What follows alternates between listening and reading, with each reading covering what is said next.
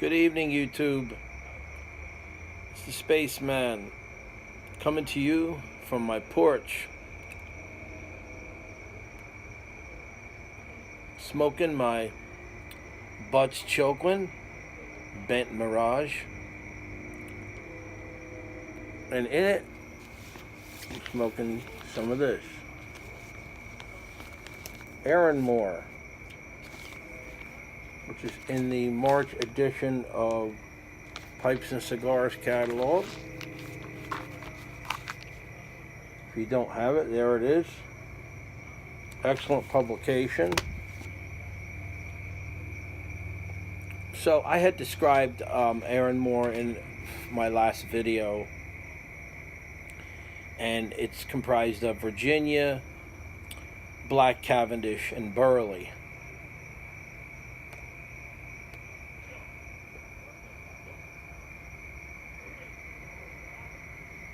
But this is ERINMORE-MIXTURE. Now, it employs the same top flavor as ERINMORE Flake does.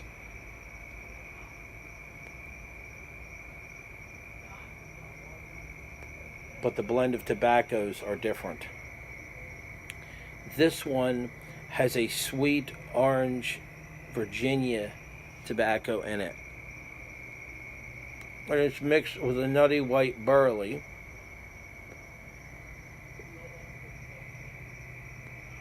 And Black Cavendish to create a slow burning mixture with an outstanding smooth flavor.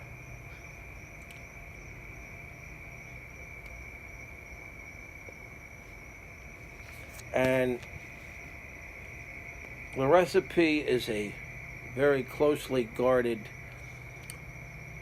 secret that is only revealed to 2 people in each generation. But it's such a wonderful blend that I wanted to do a second video on it, and focusing more on the actual tobacco. The last video I did, I was smoking it. I presented to you a car show that I had attended prior to my smoke of this blend. And it's an absolutely wonderful blend, and I was given a sample by a friend, and I put it in this pouch, and you can get a good look at it right here. It's a ribbon cut. It's manufactured by the Scandinavian Tobacco Group. It's an aromatic. It has a top flavoring of fruit, citrus, and pineapple. And actually on the tin there is it's yellow with the word ERINMORE, and there's a small pineapple at the top. And now people are saying it actually does not have a pineapple topping. But I kind of taste not just a fruity, citrusy kind of thing going, but I also do taste pineapple. Like you drink a pineapple soda, or there's a soda I used to get from Canada Dry, I think it was, pineapple. Great soda, by the way. But I wanted to talk a little bit about briar pipes, because that's what I'm smoking. And I want to read a little article here to you about briar, a little bit of history of briar out of this book, which I got from Pipes and Cigars. It came as a free gift with one of my orders, and it's called An Intro, The Pipe, A Functional Work of Art. I'm going to read this to you about briar. This ultimate material for pipe making was first used around 1850. The first briar pipe is claimed to have been made in the wooded Jura Mountains in France, where the people had been known for more than a millennium for their unsurpassed wood carving and turning skills. In St. Claude, woodworkers produced a wide variety of wooden goods, including pipes. As early as the beginning of the 18th century, wooden pipes were carved in the area from beech, maple, and rowan. These woods do not offer much resistance to the intense heat that occurs in a lit pipe. For this reason, they experimented with other types of wood. They tried to use boxwood and the roots from boxwood. The woodworkers received wood from, for instance, Corsica, where Erica arborea thrived. This is a kind of heather plant that develops a certain kind of root, a burl, that has perfect properties for pipe making. The birth of the briar pipe was an instant success and the industry exploded, not only in France but throughout the world. Now, briar is normally described as the root of the Erica arborea. This is not exactly correct.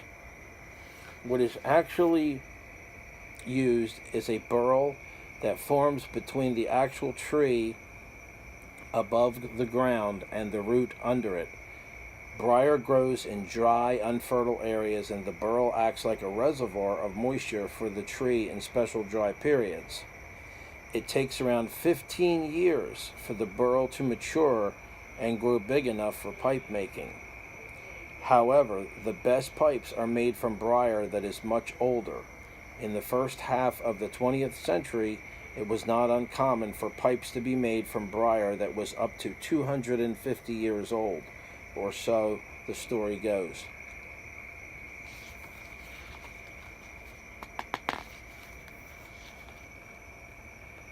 The popularity of pipe smoking has made mature briar scarce, and no matter how much effort is put into it, it still takes 250 years to grow a 250-year-old briar burl.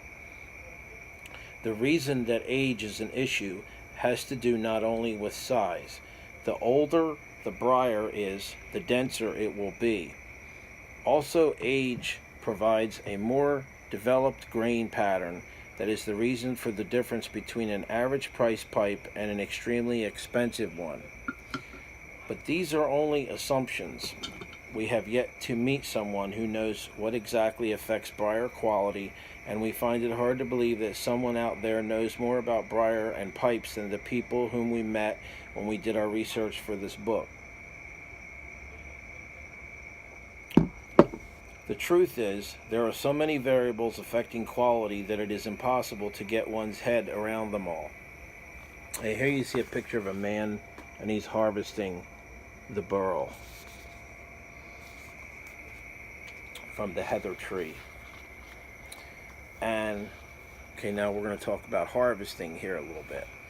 Harvesting. Briar is not cultivated because of its long growth period.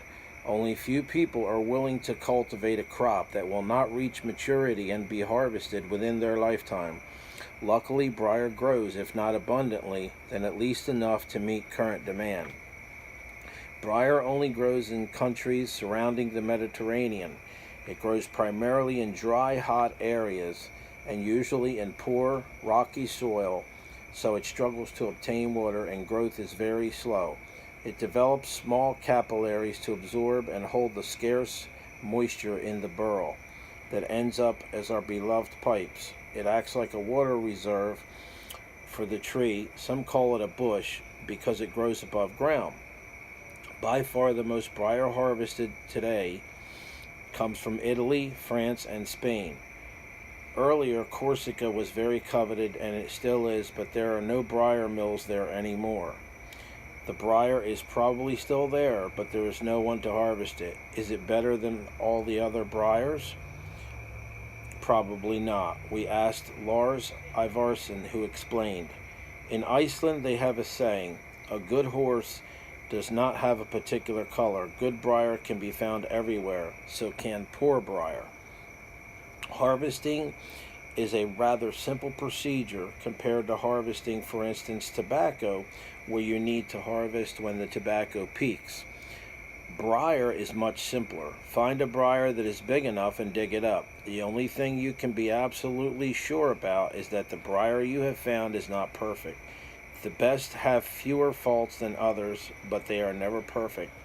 When the briar burl is harvested, it is transported to a mill where it is prepared for sale. It is extremely important that the burls are kept damp under transportation. When they arrive in the briar cutting factory, they are usually placed in heaps and constantly watered to keep them from drying out. They are then cut into blocks called either ebacon or plateau. The first term simply describes a block, and it can be cut into different shapes to accommodate different types of pipes. The other term describes a block cut with a grain, preferably straight grain, and with the outer layer intact, giving pipe makers the chance to include the rough surface in their design. Plateau is by far the most expensive type. All this sounds very easy, but before you quit your day job, you should probably try to handle the slippery, heavy burls and inspect the size of the blade cutting them up. Even if you survive that, chances are that the owner of the mill will saw you in half for destroying the burl. It is just as difficult to predict the grain and how to cut the burl as it is for the pipe maker to match the block with the right choice of pipe. Cutting burls of briar is an art form for fearless and sometimes fingerless people. And it goes into some more detail and about the blocks being boiled or steeped in hot water to extract most of the sap. And it says, okay, then the blocks are boiled or steeped in hot water to extract most of the sap and tannins from the wood. This sometimes takes up to 24 hours. After that, they are sorted according to size and quality and left to dry. Not all briar cutting factories dry the blocks completely. Some of them sell them, leaving the rest of the drying to the buyer. The blocks need to be relatively dry to be processed, approximately 12% by weight.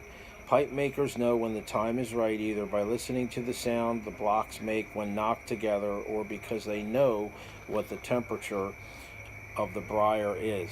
They also make use of their general experience. If they are wrong, they will find out when they begin working with the wood. It is tempting to throw the blocks into the oven and dry them overnight, but this method is difficult. This treatment will possibly crack the blocks and reduce them to rather expensive firewood.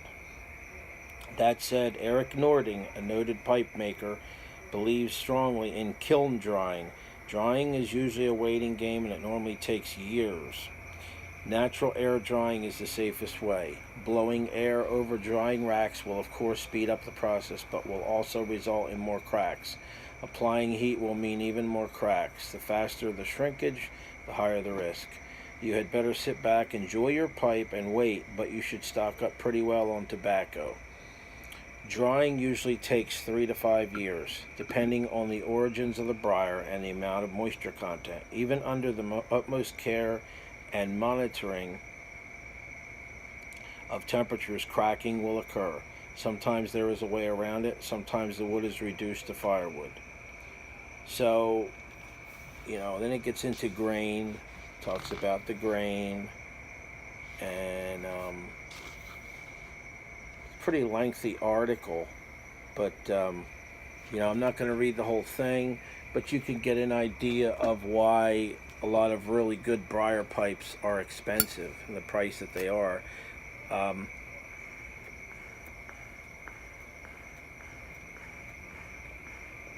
Basically, with a briar pipe, the better the briar, the better the smoke, and the better the briar, the more expensive the pipe. And then the more you smoke it, the better it smokes.